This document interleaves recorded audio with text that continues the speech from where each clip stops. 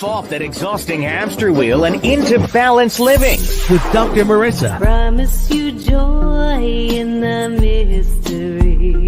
Dr. MarissA, also known as the Asian Oprah. Her mission, to be a beneficial presence on the planet. Her purpose, to be your personal advocate to live, laugh, love, learn. Her life motto, don't die wondering. Take back your life with Dr. MarissA Pei. And welcome. You're tuned in to Take My Advice. I'm not using it. Get balanced with Dr. MarissA, the morning show here on KCAA, NBC News, CNBC News, and NBC Sports Radio Station, AM 1050, FM 106.5, home to the Asian Oprah, number one talk in the IE. Thank you very much. And streaming everywhere. iHeartRadio, Spotify, iTunes, TuneIn, Audible, Amazon Music, TeeLive, Rumble, Podchaser, Spreaker, Streaker, and more. Why so many places? Well, I want to balance out all the bad news out there with some good news. That's why we don't talk about headlines, because it will lead you for a path down the 4A lane. 4A stands for angry, aggravated, anxious, and afraid. And I don't want you to go there. Instead, I want you to be on a path to claim your birthright to happiness. That's why we don't talk about the headlines. You can get it anywhere else. And I'm so grateful that they said I wouldn't last a year, because I don't talk about that. And 13.8 years, 8 years later, and 704 consecutive weeks later, we end 704 consecutive weeks today, and over 1,500 podcasts, and a YouTube TV channel impression of over 4.2 million now. And for that, I am so grateful. I'm going to give myself a little love on that one.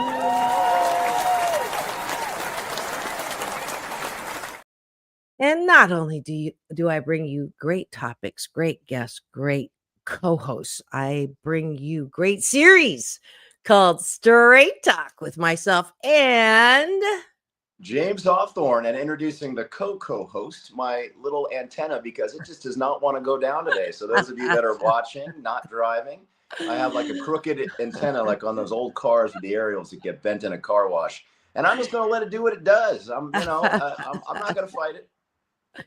Yes, he's still easy on the eyes, even with the antenna on. James Hawthorn is my co-host every other week. We get him 2 weeks in a row this month.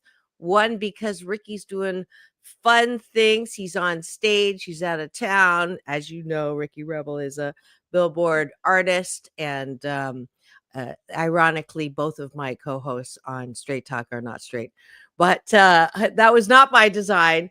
I'll never forget that day when I introduced James as, and I think you didn't let it out till like 2 or 3 weeks after that you were not straight. I didn't even know. Honestly, I didn't know until that moment on the air when you did that. I love that. I was simply building anticipation and going for the great big surprise, the big reveal. And it was a big reveal. How big was it? It's Friday. She gets a little naughty, folks. I do. And we're so glad that you're here. He's a fitness expert, trainer, plus actor, plus former film festival co-founder. I just saw a picture of Andrew the other day fly by on social. So that was a bit ago, but it seems like yesterday.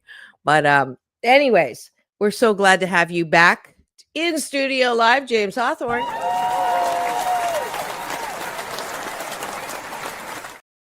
And as you know, we start every weekday morning show with breakfast. So we're having breakfast with James, which constitutes a bite of my gratitude sandwich. I did not say bite me. I said take a bite of my gratitude sandwich. Top of the bun. Looking around us outside. What am I grateful for? Bottom of the bun, because I do like it on the bottom. Ain't been there lately, but that's another story. Actually, that's not another story. That's why we're having part 2 today. Bottom of the bun is something we'd like you to do before you go to bed tonight, alone or not. And that is to look inside of yourself. So you're taking this and going, what am I grateful for? about myself, because it is my BS, my belief system, that good mental health starts with self-care, self-love, self-soothing, and that's why I do the breakfast with me and the bottom of the bun. All right, let's start. James, what are you grateful for? I am grateful for my friend Dan. We have been good friends since high school. We actually went to preschool together. A fact I forgot, and then went Semper Pass for elementary, middle school. And I've been working with him really closely. He runs a very successful digital media consulting company, and he's brought me on numerous times to help train his growing roster of employees. And I am so grateful for that opportunity. I get to reach a lot of people over Zoom. It's a fully remote workforce. So that's been great for me to continue to build and enhance that skill set and just the exposure to all these new potential clients. And like you said, maximize your splatter zone. I am really grateful for him for the opportunity to do just that. And he's coming into town as well. Treating him to a seat for all the kindness he's done to me over the years, for this incredible In a Perfect World gala, which we'll touch on at some point, maybe right now. I'm just grateful to good people like Manuela Testolini and her team. They've been at it. They're celebrating 20 years of her incredible organization that builds schools and clean water wells in third world countries. It's so interesting. It started as schools, but a lot of the kids weren't going because they had to walk 4 miles each way to bring back clean water for their families to the village. So to get traction, they said, well, let's start digging wells in the village as well. And so that combination has proven very successful. And so excited to have you, Dr. MarissA, at the event, as well as my mom. Going to be honoring some incredible celebrities who are doing great work in the charity space. Should be a lovely evening on Sunday. And here's their website. Want to give them some love. There's so many good organizations to support, but I particularly have a soft spot for those, one, who are colorful and colorful women. Those of you who don't know, Manuela was she was Prince's wife, and they had a very friendly, amicable divorce, but she carried on her and his and hers alone philanthropic work. And I've met her several times. I actually met her with her husband, Eric Benet, who I've seen many times on the carpet, and he recognizes me and introduced me to his wife. I actually interviewed his ex-wife, Halle Berry. So it's a small world out there. But I'm truly grateful to James Hawthorn, my co-host, for making this happen, so that it's an invite only. So it's not something we're going to ask you to buy a ticket for, because you can't. But it is a great organization. Am I allowed to say who they're honoring this year? Yeah. Yeah. Magic Johnson and his wife. Well, and actually, they're honoring Samuel L. Jackson, the actor, and his wife for their charity work. And Magic Johnson's a huge supporter of the charity, and he's going to be kind of a co-chair. And her current husband, Eric Benet, will also be doing a musical performance with some other surprise celebrity guests doing performances. So they're always doing all this cool stuff. They were a huge supporter of my film festival, Flicks for Change, which strive to bring. Yeah, they had a booth and an exhibit, and you may have ran into her on the red carpet at one of the Flicks for Change events, and she supported both in Washington, D.C. and L.A. So she's not just, working so hard on her particular organization. She supports so many others. And in a subsequent show, once she gets through all the stress of putting together this fantastic event, we'll give you guys a way to get involved, whether it's donations or even volunteering to help build and work on some of these schools and wells in the villages. There's so many facets to what they do, and I'm going to be really excited to share that with our audience, because a great way to happiness is, I really believe this, to be of service to others and help people that, where the smallest act can make the biggest difference. And her organization definitely provides ample opportunity to do that. Great. Actually, I know a lot of the names here. I'm quite happy to there's more overlap than I thought. But Quincy, my dear Quincy, who's on the other side, He'll be honored as well for his excellence. There'll be a post. Yeah, I was going to say, is he coming honoring back? Quincy. It's a powerful organization, but we haven't figured out how to bring back legends from beyond yet. Working on it. No, I was going to say, yeah. Quincy actually flirted with me twice, not once, but twice in Chinese. He said, 很漂亮, which means very beautiful. He spoke Chinese, and he took Chinese painting lessons. So pretty cool. I would love to extend an invite to Manuela to come on the show too. Great. Will you be able to tell her that when you see her? Yeah, absolutely. She might take you up on that. And that, she's the best ambassador for a program. And maybe you'll hear from the legend herself on how you can get involved, audience members. Yes. She's really wonderful. And both of us get to be taken home with the guests in the swag bag. So that'll be a great thing too. So I want to appreciate you for having a hand in that to get me there. So thank you, James. And so I'm grateful for James. And he also is my docent for the Dodger games and all of my bobbleheads. Well, not all of them, but he started me on the addiction. And is this a must win tonight? It is. So we have to win 2 games in a row in Toronto to win. It's win or go home for the Dodgers tonight and tomorrow night. So wait, but if they win tonight, I mean, if they don't win tonight, they'll be down 2, no? No, if they don't win tonight, it's 4-2. The series is over. It's a best of 7. That's what I mean. Yeah, it's all over tonight. They have to win tonight for sure. Yep. It's not like lose tonight and then win tomorrow. No, it's win tonight or go home.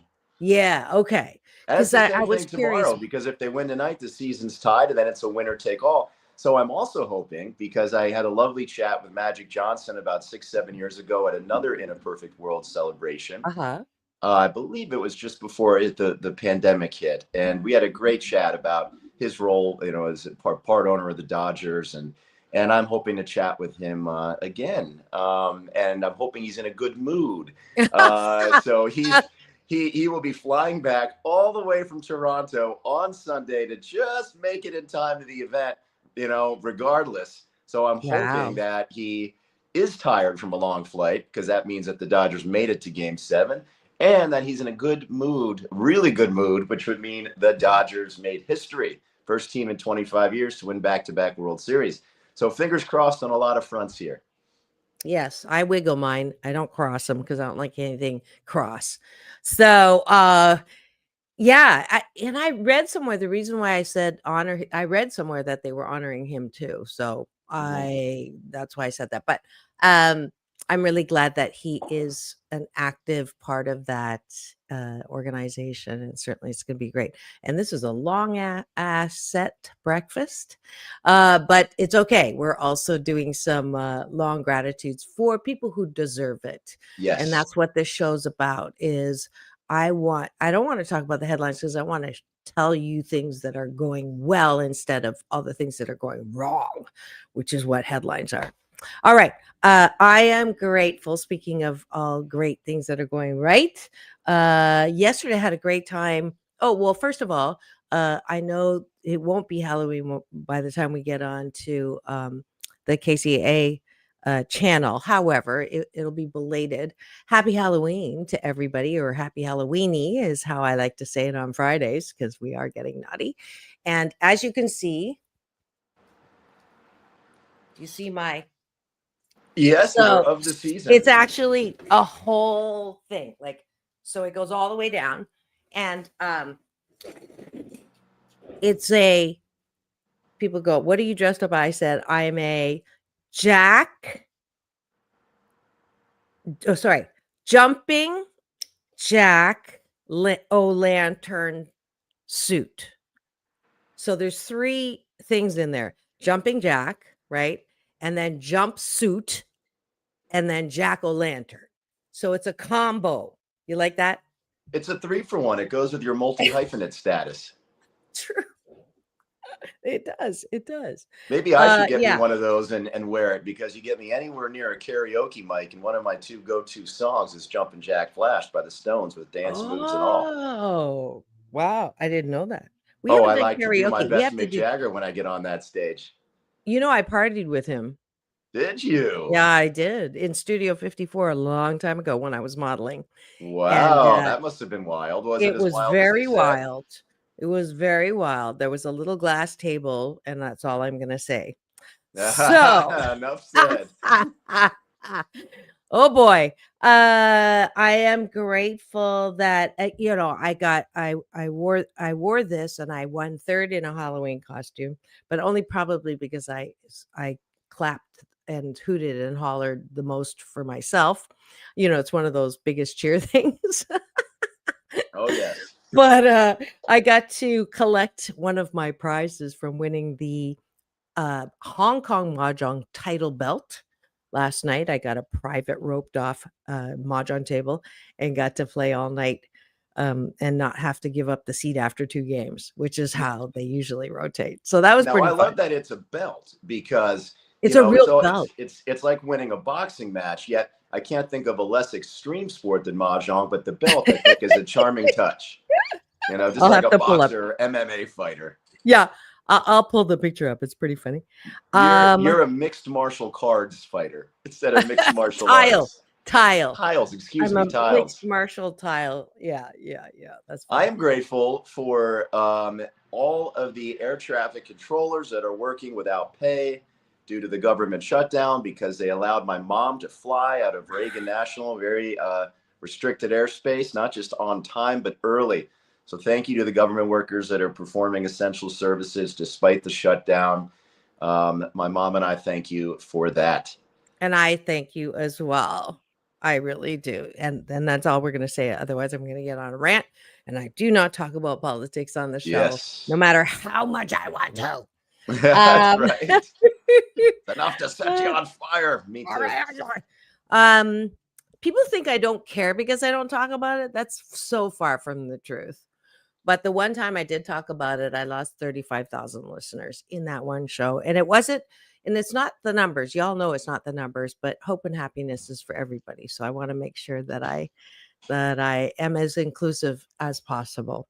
Final gratitude. I am grateful for this cup of coffee, because without it, I would not be as chirpy as I am in the morning. So here's to breakfast. There you go. Here's to breakfast. Kitty cat. Thanks you, even though it's coffee Very inside. cute. I've got cats, and then I've got giraffes today. Cool. So I'm painting the animal kingdom. Well, this is the Cornell Mom cup.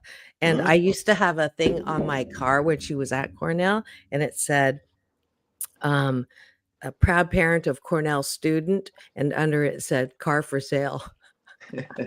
Because it is the most expensive Ivy League of them all. I don't know if you knew that, but anyway. I did not, but it doesn't shock me. Yeah. So let's go to the bottom of the bun. Thank God she's graduated already. The bottom of the bun is, what do we like about ourselves? Good morning to April. She's captain of the Cashew Gallery again. She's been here all week, and she celebrated a birthday. I sang happy birthday earlier on in the week. And I also did on your birthday, which if we have time, I'm going to do for you. I don't think I've done that to you. It's a treatment of telling your future. Have I done that with you? Let me think. February, I think you sang happy birthday to me on the air. No. On the day you were born, there's actually information about the day you were born. It was a Friday in 1985. Friday the 13th? No, I'm kidding. It is spooky season. No, Friday, the 1st of February, 1985. Okay, I'm going to look that up in a second. But let's go to the bottom of the bun before we lose complete control over the topic of the day, which is not gratitude. Well, yeah, I guess we could say gratitude for bad disaster dating. But what the bottom of the bun is weight training. Speaking of fitness, but this is for your self-love. So, what do you like about yourself? We were taught don't toot your own horn, don't be all that. You're not all that. But the truth of the matter is, we are better than we think we are, smarter than we think we are. And it's so important because if you don't believe that you are, important, one of a kind, wonderful, if you don't approve of yourself, frankly, how the fork do you expect anybody else to approve of you if you can't start that ball rolling? So that's why we do the bottom of the bun. And I will say that I appreciate my ability to keep things rolling. Talking for better for worse. But I appreciate my ability to make up words and have fun with words. I love that word play. So, and it's a skill, I'm told, or at least I think it is. And I appreciate that about myself. What about you, James? Wordplay can lead to foreplay if you're not careful. Words are very powerful. And here we go. You started it this time, not me. I did. Well, I have to try to keep up with you had a real spicy week last week. So, True. That's right. I don't want to be the straight guy every week. I want to be the color guy sometimes. Add a little spice to the show. Hey, you got to keep it up all the time. There's pills for that. Anyway, I like that I can. Here's a good one because it's important to celebrate your progress in life. You might have these goals. You might not be exactly where you want to be yet, but it's important to celebrate the progress you make because that is important. Going in the right direction is very important to keep you from getting lost in all facets of this thing called life, not just behind the wheel. I like the progress I've made in being able to take an honest inventory, really kind of figure out how I'm feeling, where I'm at, what I want, and how I can redirect to get to, those things quicker with less pain and less wasted time along the way. It required a lot of self-honesty and reflection. I wasn't always great at it, but I feel like I've been getting better over the years, and I like that's a skill that's been improving. Awesome. You got a eyeball roll, and thank you, April. I agree with you. Wordplay is a sign of high intelligence. I missed her first gratitude, hours of wild dancing last night, and I lost him on my birthday. I need to go back and watch. Okay. Well, that would be great. All right. And then to balance what James said out, I will say that I appreciate my ability to I lost that one. Never mind. New one. I appreciate my ability to have very little fear. So I do things that I, it takes either a lack of self-consciousness or like just going for it. I definitely go for it in my life. I have that new hashtag dancing queen, and I'm known for my dancing, and I'm told it makes people happy. I had one ding dong who said you need some new moves, but whatever. I love being able to spontaneously just get up and dance, and I think that is a skill. I think that is an ability that I treasure, and I will never stop that. Too much to the chagrin of my children. My two daughters are constantly embarrassed by their mother, but hey, that's my job. When one of them brought some friends home, and they said, "This is my mom, and she can be a little silly." But I to this day, her friends call me Dr. Mom, and they'll come over. So I'm fine. I didn't overly embarrass them. Hey, just remind them that your silliness is not their problem. They are independent beings to be judged on their own behaviors and merits. Yes, I have money that they use for therapy. So there you go. I prepped them well. All right. Final one, James. What do you like about yourself as I put the story on Instagram up?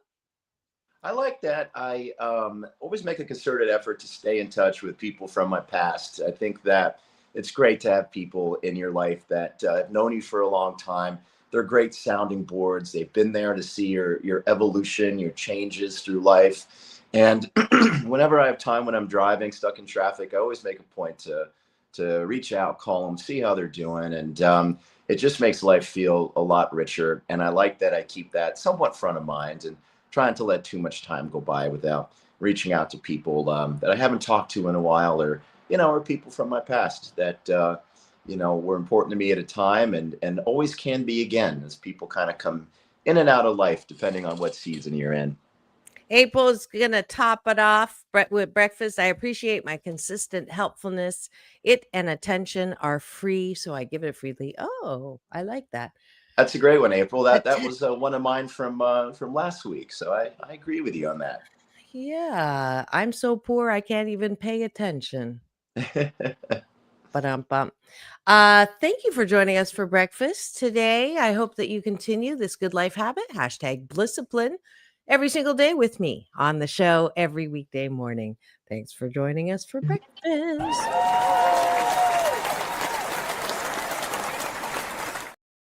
And now for the topic of the day. Dating disasters, part 2. But in the style that we do on this show, one thing we talked about last week that was so brilliant is how to reframe those things so that you're not harping on everything that went wrong, but you use it as an educational tool to then better attract what you want moving forward. So in that same vein, we're going to turn every negative or every experience that was not so good into a teaching tool to help us attract what we truly want. So a little venting is good for the soul, but hang with us because we're going to hopefully help you develop the tools and skills to bring what you want into your dating life through some wacky and wild stories.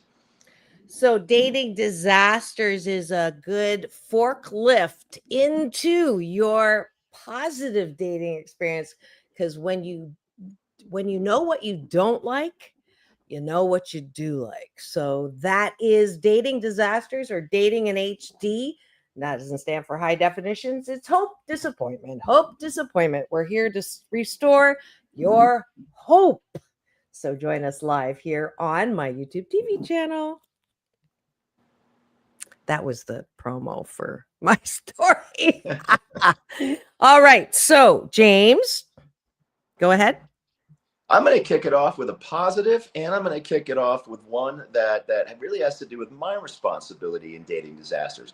Sometimes I have to put the moose on the table and say, I've gone on dates or attempted to, through swiping, set up dates, simply because I'm a little bored, I'm a little lonely. I feel like I should, it's been a while, so I should.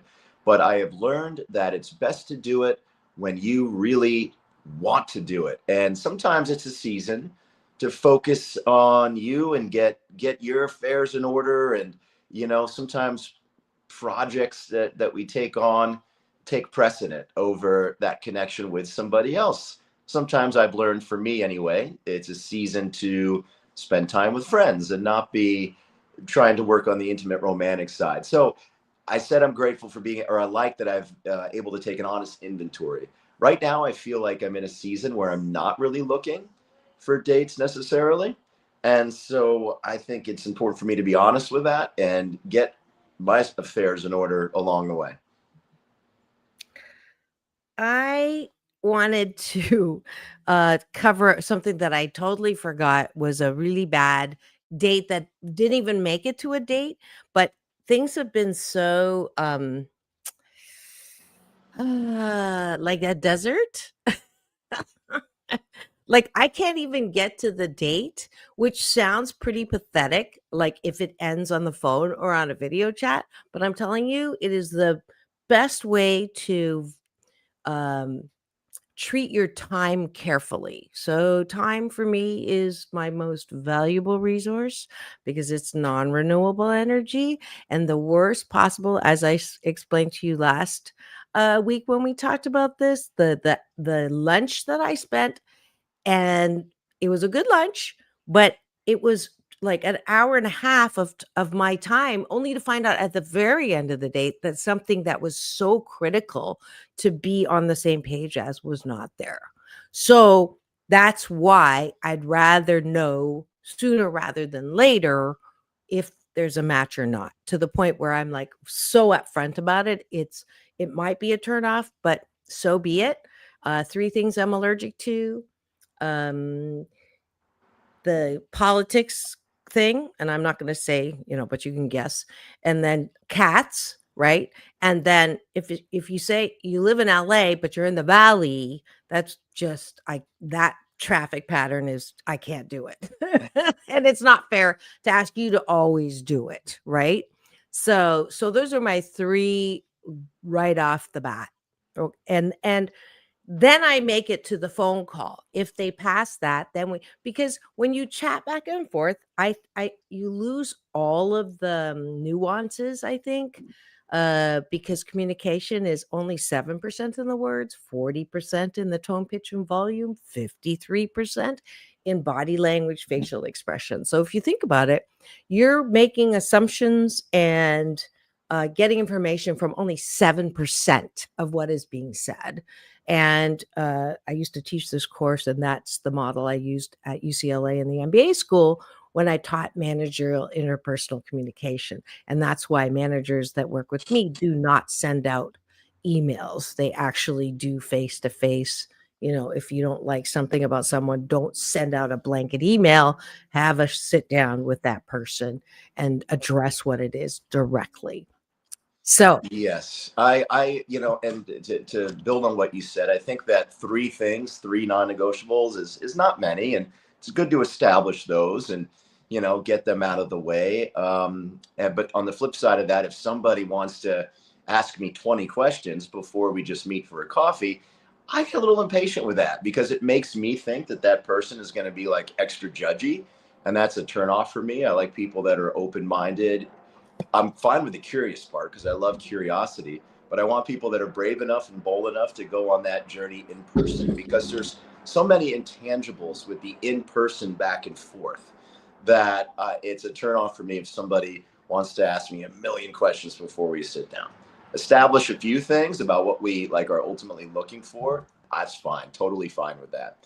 So I usually regret it if I set up a date with somebody that's asked me 30 questions in advance. Okay, so I'm going to use you as a test. Is this too many questions? Okay, so this is like the first thing they'll waive or whatever, and then I come back with, they'll say, your compliment. I love your picture, or I love blah blah blah blah, and then I'll say thank you. And before we start chatting, but before we get too far, I have to say that I'm allergic to cats and him and religion. But I am spiritual. Sorry, but time is a non-renewable energy, and I've learned the hard way that some things are just better left said first. LOL. Is that okay, or is that too much? I think it's okay. The only thing I might suggest is that, it's a very firm statement.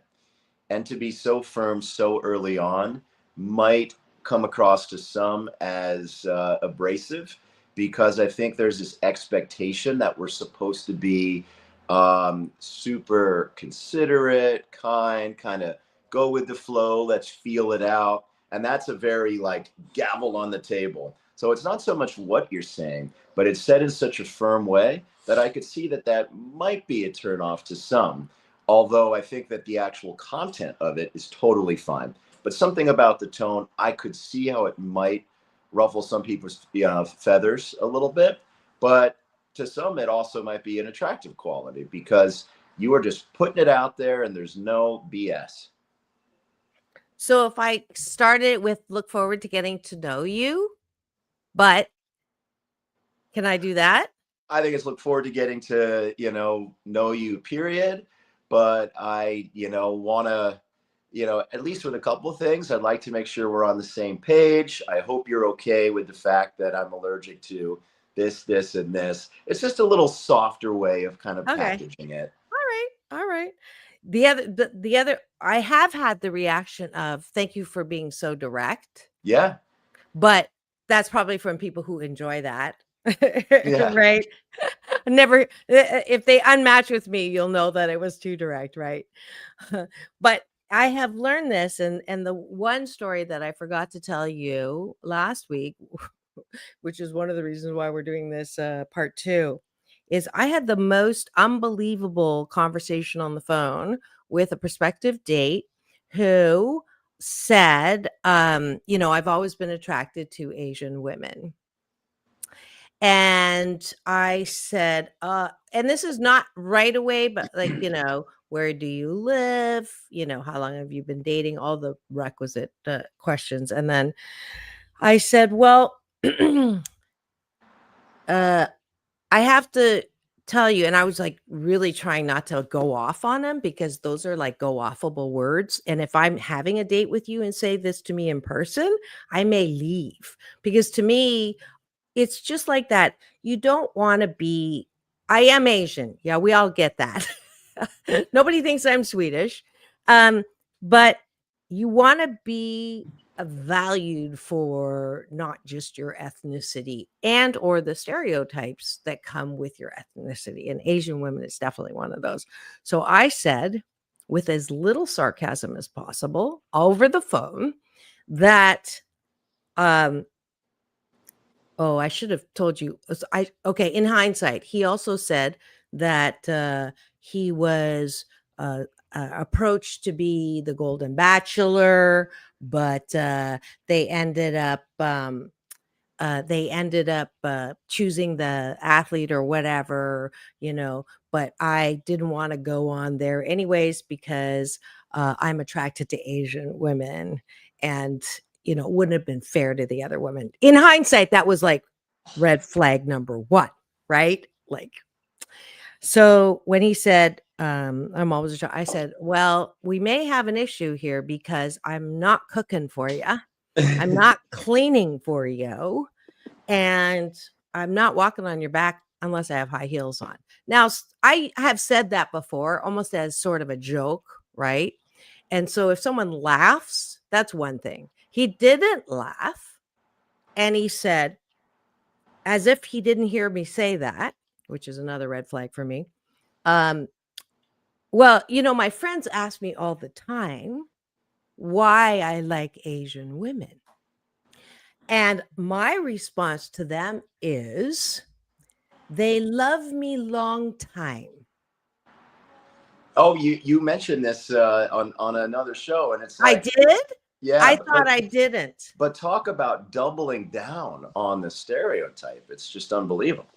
Okay, and then it gets worse. I said, really? Wait. No, seriously, this is exactly how I said it. Really? So his response to that was, oh, come on. You gotta have a sense of humor. Yeah. Unforking believable. Anyways, I thought I hadn't told you that. So anyway, no, I mean, but hey, it's a good one for the listeners that didn't catch it the last time. I mean, that's a doozy. I'll piggyback on that one a little bit. Well, one of my dating disaster pet peeves is anybody who I like people that are know who they are and they're proud of certain things about themselves, but anybody who over identifies with any one facet of their being, it tends to not work out so well with me, because I tend to find that a lot of times those folks are dogmatic, unwilling to change. They've almost painted themselves into a box with such over identification with one part of who they are. So to reframe that in a positive way, I really value people that are open-minded, that are excited to go on like a journey through life of growth, discovery, open to change. Those are values that I really do like. And when I see somebody that really over identifies with one part of their personality, their past, whatever it might be, it tends to not go well for me. So I've learned that over the years. So are you saying if a guy if a guy if a guy talks about his past relationships too much, is that what you're talking about? No, I mean, here I'll give one example. We talked about it earlier, how I didn't, come out on the show until 2 or 3 episodes, because while it's something about myself that I own and I like, because hey, I was born this way, so what can I do about it? It is what it is. But I don't, particularly. It doesn't make up who I am. It's a part of who I am, and there's a lot of other parts too. So, I didn't lead with it because I don't. What other people think of me is none of my business. But I don't want to invite people to, put that as like the overarching head title of This Is James. I want them to discover all parts of me and see what jumps out to them. So I don't want to serve it up on a silver platter saying, "Hi, I'm James and I'm gay." Like, it's one of those things where I am, yes, I'm cool with it, but check out all these other parts too. Yeah. Or if somebody over identifies with their job, or they say, I'm a total Douchebag. or they say that, I'm obsessed with like going to live concerts, and like everything I do is around going to those events. I'm like, well, have you thought about other fun ways to take a vacation and try stuff? So I love people that are passionate and that are proud of parts of themselves. But if I get a sense of like over identification with one facet of their being, it usually ends up not being a good match for me. Yeah. Balance. It's all about balance. That's why it's all about balance for me. And I just see that we overran the station ID and time to take a break for news, weather, and traffic. I'm going to get yelled at, but that's okay. We're going to do it now. Don't go away. We'll be right back with Dating Disasters Part 2. What we can learn through the disaster. Don't go away. We'll be right back. And we'll see some comments too from our cashew gallery. We'll be right back to deal with those too. Thank you for joining us there, especially April's your captain today. Don't go away. We'll be right back in 2 and 2. Peace in, peace out.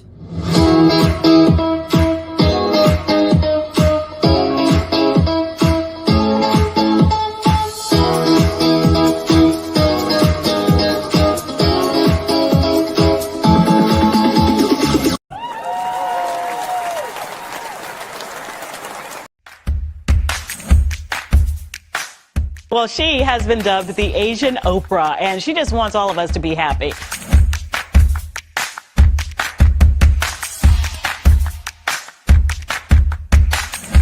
Dr. MarissA, aka the Asian Oprah, says the most important thing you can choose is choosing to be happy. You are tuned into my weekly talk radio TV show called Take My Advice. I'm not using it.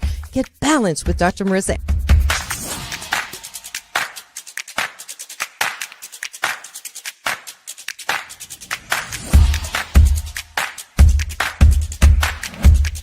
That's the idea for Dr. MarissA Pay's new book called 8 Ways to Be Happy. Many of us say, I am my own worst critic. Nobody's harder on me than I am. And my response to that is, stop it! Why are you doing that to yourself? You have to be your biggest fan, because if you can't at the end of the day say, I did a good job, who is? We don't have to constantly be angry at the things that are wrong. Why don't we choose to be happy about things that are right? We have the choice. That's our muscle. And life is so amazing if we can see it. Hi, everybody. James Hawthorn here with Action Man Fitness. And as we're coming into the holiday season, an ounce of prevention is worth a pound of cure. So I want to encourage all of you. I do an offer for all listeners. If you DM me at Action Man Fitness on Instagram and say that you're coming from any of the Asian Oprah shows, I'll spend 90 minutes with you on the house to help you with your health and fitness goals and set you up for success this holiday season. Wouldn't it be nice to save that New Year's resolution for something other than losing those holiday pounds? So the most important thing is just get started. And I want to make that really easy for you. So thanks for listening, and hope to meet you on Instagram and in person at Action Man Fitness.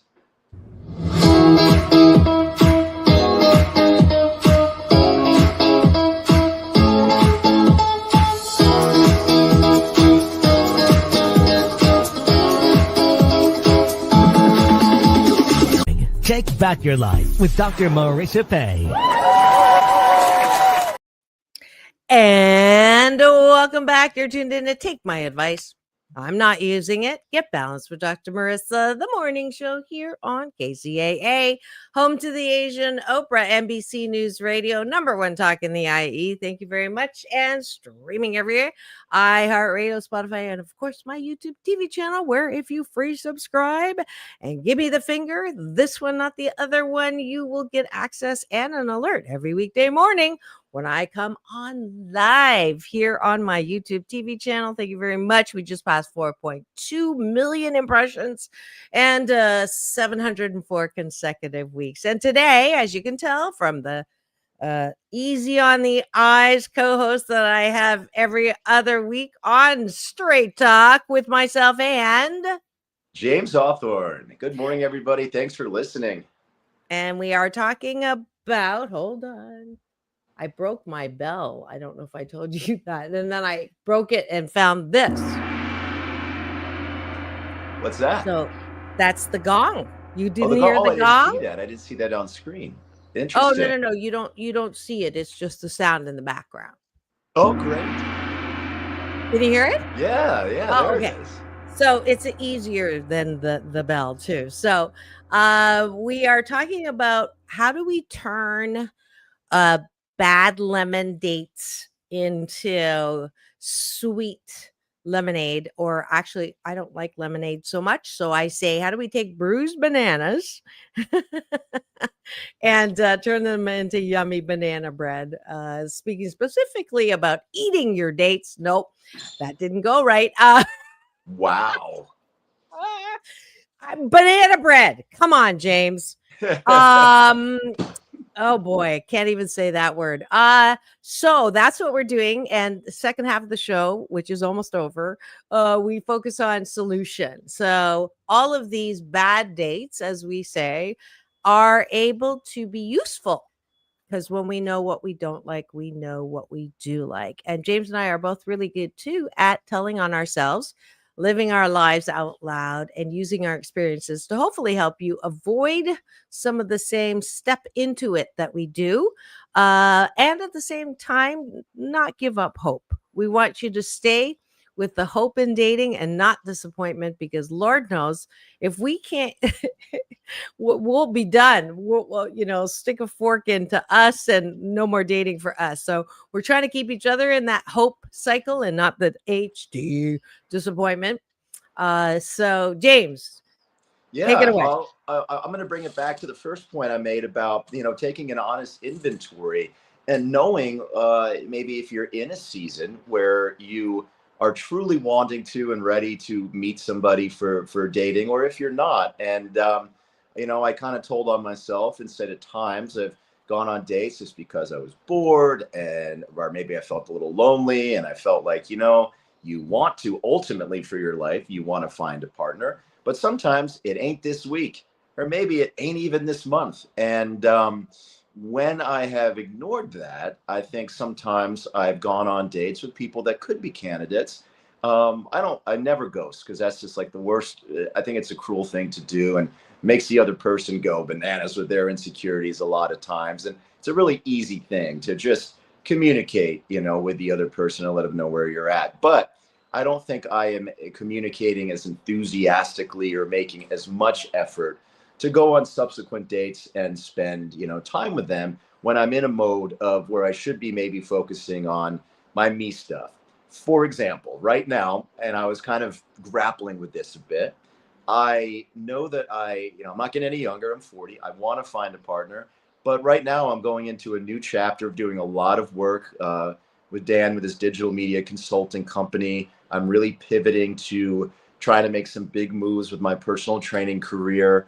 And I really want to be focused on that. Now, that said, if it happens by accident along the way, someone sweeps me off my feet, I don't want to drop the ball on it. I think a lot of people miss opportunities when they fall in their lap and don't recognize that it's a huge opportunity. But I want to be intentional with my time right now, at least for the next couple of weeks, and focus on the things that are really important to me in my future. And I think that'll ultimately make me a better date and better partner to be in relationship with if I put that time in right now. And then the most important part, give myself permission to do that for as long as it takes until I'm like, what would be really awesome now? An incredible dinner with somebody that I'm excited to meet. And until I get to that point, I'm going to give myself that time to not put that at the top of my priority list. So I'm going to tell on myself a bit and also frame it into a positive, for where I'm at now and what I'm looking for. So my reaction to that is balance. I James and I are a lot alike in we're all or nothing. Like we go for it or we don't go for it at all. Or it's that, and at the passion side of us, which is a good quality 80% of the time, and 20% of the time, it's not as useful as it could be. And the reason why I'm saying this is a couple of times you should on yourself just now. I should. And we are also alike in that we're both really hard on ourselves. So, and then the other thing that came up when you were speaking, and this is all for me too, which is always fun, because he's a reflection of some things, and then I can see it and hear it and look at, maybe some unintended consequences. So it reminds me of those young men in the early stereotype relationships where they say, I'm not in a financial position to get married, and therefore I'm not going to commit to you. And I want to wait until I'm in a position where I can, take care of you. This is way back in the old days, but it's a similar thing. The whole idea that you have to be 100% baked before you get in a relationship, I think is something that is not a useful BS belief system. That there is such thing as being somewhat ready, right? Are you ready to be ready to be ready? To quote Abraham Hicks, 80% ready to be in a relationship, right? That is important to acknowledge. But it was interesting. I listened to her tapes in the car. They're free on YouTube, and it's my way of staying in that positive space. But there's a woman asked who was, why isn't I have everything else in my life except the relationship. And her point is, well, maybe you're not ready to be in a relationship. But if you're a person that has been saying that your entire life, like me, maybe the reason why I'm not meeting anyone is because I'm really not ready. We really are ready. We just don't have to have that expectation that you're perfect to be ready to have it happen with time. I agree with that, and I've definitely been guilty of that in the past. This is more about like what's calling to me, like what do I think about when I'm going to bed, when I'm driving in traffic. And right now I'm really thinking about setting myself up for these personal victories in my career life right now. And that's just what's calling to me. And I think listening to that inner voice is what I'm advocating now. Because in the past, I agree with that, April. Just do you, and you'll run across, your true partner. And so many people say it happens when you're least expecting it. So watch me over these next few weeks as I'm focused on other stuff. It just happens. And, a lot of times I think that can put some of your own dating insecurities at bay because you're not focused on that. You are just being you, and you're letting yourself happen by accident because your energy and focus is going towards like something else. And it almost allows people to open that window into you a little more, and they get to see more of you. So sometimes that's a happy accident. And I will balance that out by I've been told that I can handle being priority number 2 or 3 in your life, but I cannot face being priority number 10. And they have every right to have that. And I wouldn't want to be with someone who I am priority 10. So as I agree with you in April on this, I do believe that I do have to make some changes if I'm dating to say I have to make time. And so that's what I've been also prefacing when people want to get together and I'm on a strict schedule with all the things that I'm doing, that you're saying you're focused on this and this. I'm always focused on this, this or that. I have 8 jobs. I am never without something that I have to do. I've been on a complete an event every single day since April the 10th. Tomorrow is my first day without anything. And what am I doing? Oh, I need to do something. No, I need to just chillax myself and enjoy this day off that I haven't had, because I'm going to start on another run on Sunday. So I, though, have to, in my own self, understand that if I truly do want a relationship, I cannot be me. Okay, Rachel, I cannot be me and be open to that relationship. I have to have a good come to Jesus talk with me and say, okay, if I truly am wanting a relationship, I have to swipe or be open to staying at an event afterwards. And usually I don't, because I book my events, boom, boom, boom. That is, you asked an earlier question, is dating online the only way? Well, it's kind of difficult for me because as a public figure and I go to events, I can't necessarily, sidle up to someone and say, hey, my name's MarissA. How do you like me so far? I can't do that. Right. And if they come up to me and say that, I can't go for a non-alcoholic drink. I can't do that. So for me, dating online has been the only possible. I can't race sailboats anymore. So it is, mahjong. I don't want to, sleep where I play with tiles. So anyways. And that's a very honest inventory right there. And I think that's so important. I mean, yes, you want to be yourself, but it's also important to know the parts of yourself that might interfere with finding compatibility with another partner. And, to that point, when I say that I don't have to be fully baked, but I do have to be in a position where I'm willing and able. And now it's more the willing rather than the able to put somebody as somewhere in the top 3, because, for it to go beyond just a one-time date or a hookup, if you will, a meetup, I think that you have to be willing to make that priority and shuffle some things. And, knowing when you're ready and willing to do that, I think is so important. And I've been on the receiving end of really falling for somebody that ultimately was just looking to have fun and didn't want any pressure to make me a priority. And I'm not going to be one to tell anybody what their priorities should be, but I sure wish that they had come to me with that before all these feelings developed over a period of about 6 months. So, I think feeling for that out, that's one of those things that's tough to ask right off the bat, but really keeping your antenna up for that. And as time goes on, just kind of asking, like, where their list of their Maslow's hierarchy of needs, where are the priorities in your life right now? I think eventually a few dates in is a really fair and honest question. Mm-hmm. Absolutely. And we're already at the end. So I see you've got lots of chatties in the box there, April, but we're out of time. We've already run over the safe limit. So we're into the red zone with time. We don't even have time for a final word, maybe like a 10-second final word. Sure.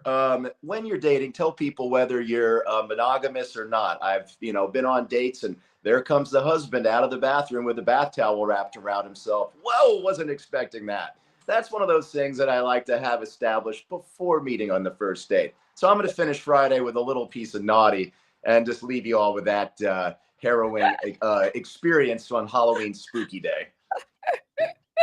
Yeah, that final word is don't drop your towel. It's all about balance, peace in, peace out, world peace through, inner peace. James, take it away. Go and have the best Halloween weekend and next week ever. I'll see you on Monday with Mental Health Matters Mondays. It's been a blast. Thank you, James. Thank you. And go forth and don't multiply that, but multiply your joy in relationships.